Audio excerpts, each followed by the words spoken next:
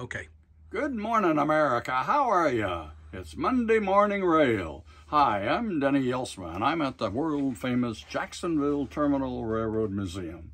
And this morning is Monday Morning Show and Tell. What we have today for show and tell, I think, is extremely interesting car.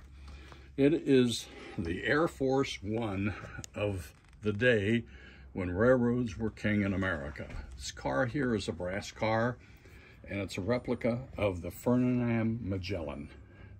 Overland Models brought this brass car in maybe about 15 years ago, and they brought it in three versions. They brought it in as the Roosevelt, they brought it as the Truman, and then the Ronald Reagan. All three presidents used this particular car. It was especially made by Pullman. It had 3-inch side plate steel, bulletproof windows, and it was the Air Force of its day. When the president would go in campaign, they called it whistle stops, and they stopped all over the United States.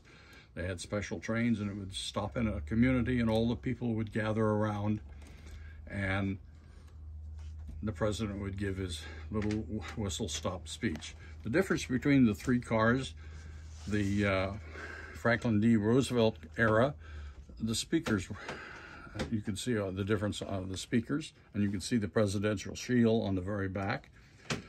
This particular car is the Harry Truman, and this was the famous photo that Harry Truman held up that said Dewey won. He was standing on the end of the Friesland Magellan. So it's a very famous car.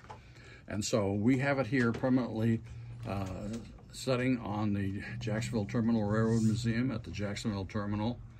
And it is a beautiful, beautiful car. And so